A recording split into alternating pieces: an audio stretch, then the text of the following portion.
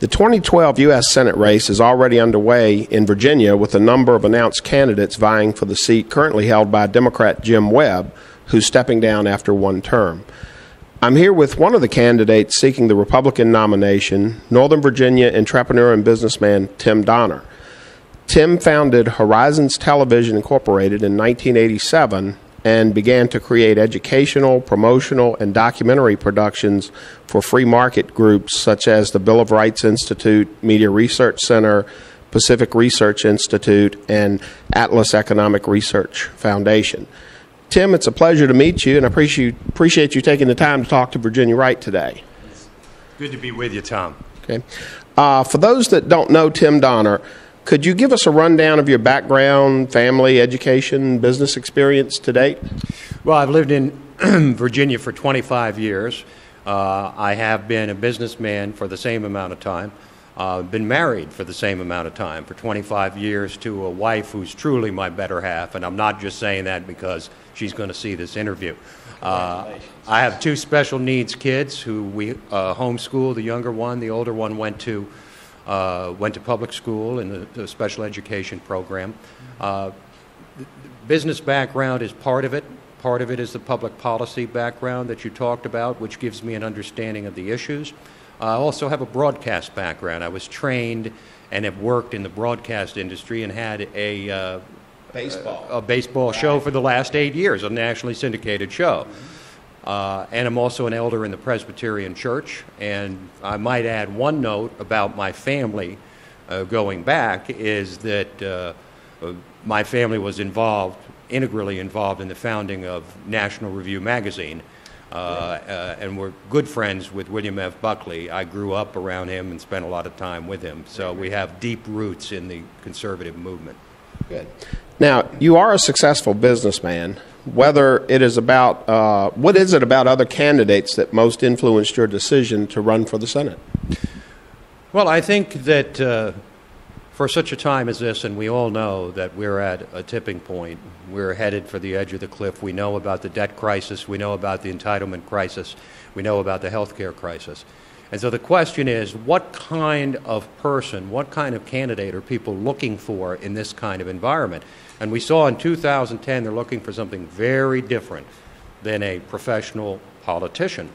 And so that's why the background as a businessman who can bring some common sense and accountability, public policy background, knowledge of the issues, broadcasting background, ability to communicate a message, I think are all important elements for a candidate in this environment where people are not only open to non-traditional candidates, but in fact it's a big advantage, and professional politicians have to pretty much explain away the fact that they're career politicians rather than using it as an asset.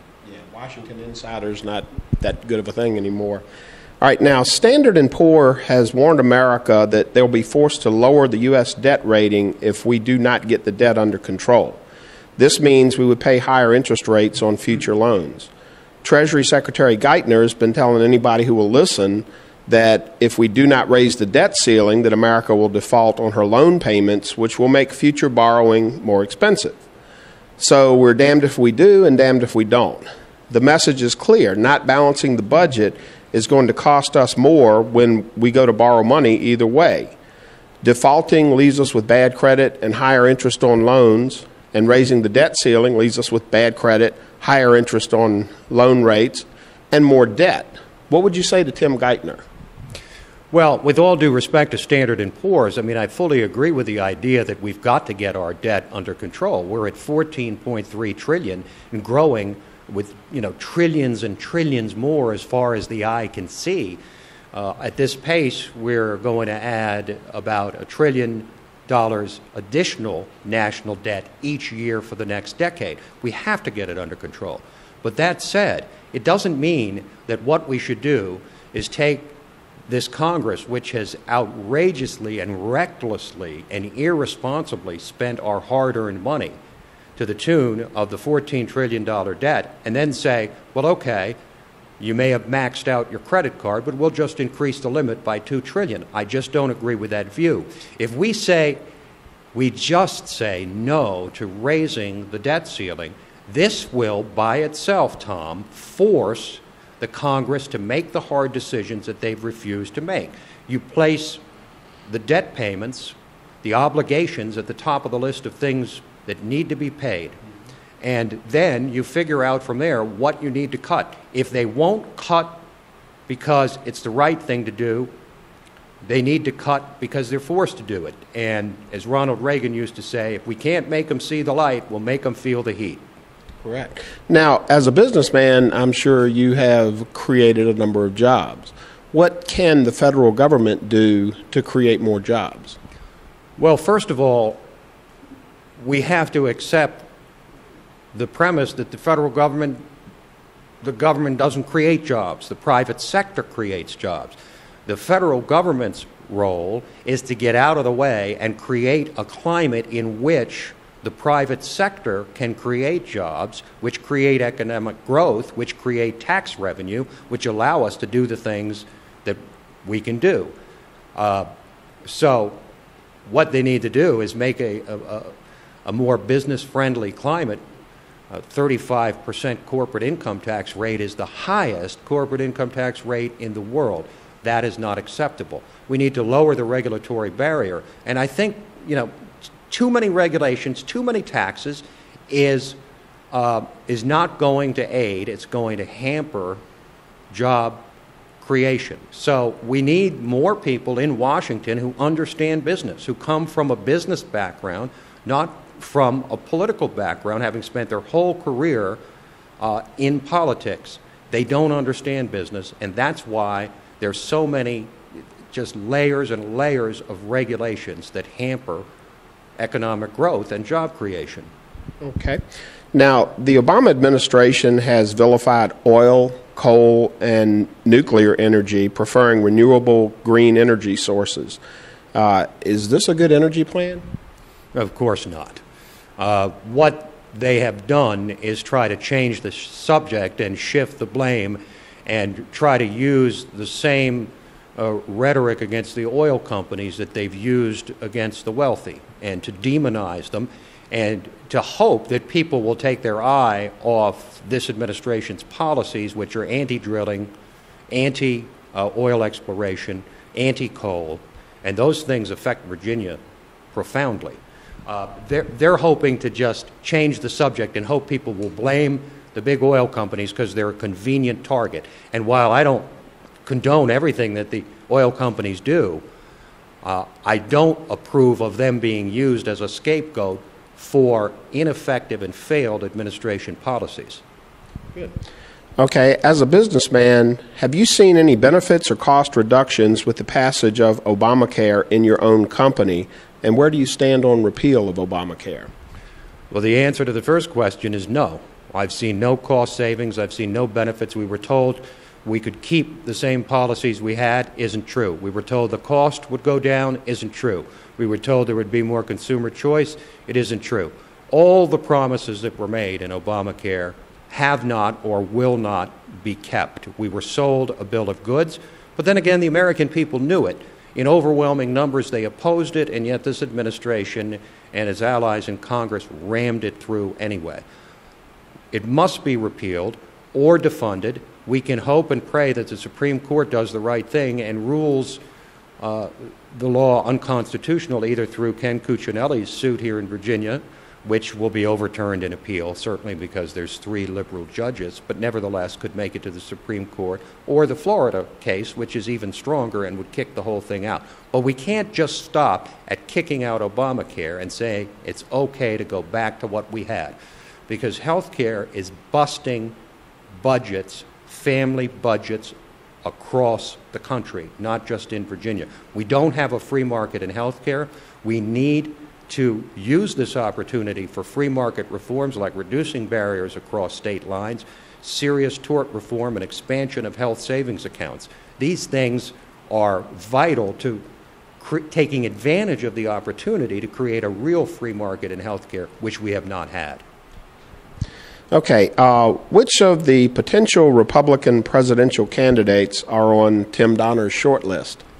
Well, I haven't endorsed anyone yet. I haven't decided who I would support, and I must say, Tom, most people I talk to haven't made up their minds either. It's early in the game, but it's not very early. It may be more notable by the people that have dropped out or have decided not to run, like Mitch Daniels and like Donald Trump and others.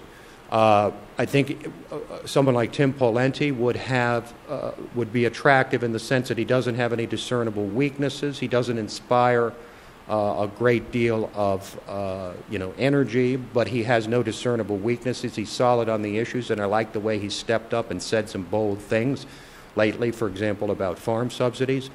I think that he's someone that could be an acceptable candidate to go up against Barack Obama, because I think the important thing, Tom, about the 2012 elections is that it be a referendum on Barack Obama and up or down on Obama. And if you have just an acceptable candidate, we don't have to have the reincarnation of Ronald Reagan to beat Barack Obama. We just have to have someone who effectively articulates the conservative positions and then let the voters do the right thing. Okay, judicial activism has become a major concern for most conservatives. As a senator, what characteristics would you look for in a judge you were asked to confirm? Well, there's always the slight tension between, the idea of a strict constructionist as opposed to an originalist. And a strict constructionist wants to look at the actual wording, and an originalist wants to look at the original intent. But somewhere between those views of a Supreme Court justice, someone that understands that their role is to interpret the law, not to make the law, not to find new rights in the law that we haven't had for over 100 years, but simply to apply the Constitution in an honest and as much as possible, a non-political way. Okay. Is the federal government doing enough to protect America's borders? Well, if they were, Arizona wouldn't have passed the law they did, would they? And then when they did, the federal government sued them and said, you're not allowed to do this. And basically Arizona said, well, if you're not doing it, then we'll have to do it for ourselves because we're paying a steep price. Now, President Obama wants to claim that border security has improved, but I think we have to look at the fact that a down economy that we've had, where unemployment approached 10%, and a recession made crossing the border that much less attractive, and therefore the traffic northward from Mexico was likely to decrease anyway. There's no jobs, and they come here for jobs, and most people come here because they want to make a better living and they want to make a better life for themselves. So, no, they haven't done enough, but I don't think we'll have a clear answer to that until the economy picks up again and the traffic starts to increase. We'll get a sense of how secure our borders really are. Okay. Are the TSA's airport security measures too invasive, in your opinion? Well, of course they are. It offends my sensibilities, as it probably does yours, Tom, and any reasonable person to see, a 75-year-old grandmother being patted down or have to go through one of those X-ray machines with exposure to radiation. I think it's excessive. At the same time, if it does in some way reduce the risk of air travel, or at least increases the confidence of travelers that they're safer, it still doesn't, it still doesn't account for the constitutional violations that are, that are sort of potential within the TSA policy. I'd prefer a more targeted approach, such as Israel has, where they now, of course, Israel's a much smaller country, though, so we have many more airports. I find it compelling, the idea of possibly privatizing the security forces at airports, because it may be more efficient than the TSA. The government? Okay. Imagine that. How can that be? Okay, we hear a lot about the gun show loophole, which Second Amendment proponents see as an attempt to limit private gun sales. Is this really a loophole, and what's your position on the Second Amendment? Well, I'm pretty much a Second Amendment absolutist, and I see the gun show loophole as being similar to the assault weapons ban. It's the camel's nose under the tent, or the thin end of the wedge. When you look at, for example, the preponderance of the use of assault weapons in crime, it's a very, very low. It's a minor issue in terms of trying to reduce crime, and yet it's used by the left as a wedge issue to try and get in. They try to pick something and use the language that's the most unreasonable in order to make those who support the constitutional guarantee in the Second Amendment make them look unreasonable or extremist. The fact is, it's the only piece of personal property that's mentioned in the Bill of Rights, and I take the Bill of Rights at its word. Good. Now, do you consider yourself pro-life or pro-choice? I'm 100% pro-life. The first guarantee of the Declaration of Independence is the right to life. And if we don't have the right to life, liberty, the pursuit of happiness, and all the other guarantees in the Bill of Rights and the Constitution become meaningless. True. What else should Virginia voters know about Republican candidate Tim Donner? That I'm in the race to win, that I believe I have the winning message, I believe I have the winning combination of experience and attributes that can appeal to a wide range of voters in this primary, that I intend to crisscross the state and talk to every audience who will listen, that my job is to educate people about who I am because I do not have high name recognition. I've got to get out and inform people. Who is Tim Donner? What does he stand for? Where does he come from? Where does he intend to go? So that I know when primary day comes, I can be satisfied that I've done my job of telling people who I am and then leave it up to their judgment, and I will honor that judgment. Okay. And one last question. Where would viewers of this video find more information on you and your campaign? DonnerForSenate.com, D-O-N-N-E-R for Senate.com, and we have a very dynamic website. We're changing it constantly. We're very social media friendly. We have videos, we have articles, we have blog postings, we've got what events we're involved in. It's a very video intensive website and will become even more so because that's a skill that we've got and that we intend to use to push out our message to voters. So I think you can find out most of what you need to know at DonnerForSenate.com. But I might add, too, that we're still building the site and enhancing it on an ongoing basis. Well, thank you very much for taking the time out to talk to us today, and good luck on the campaign trail. Okay. All right. Thank you.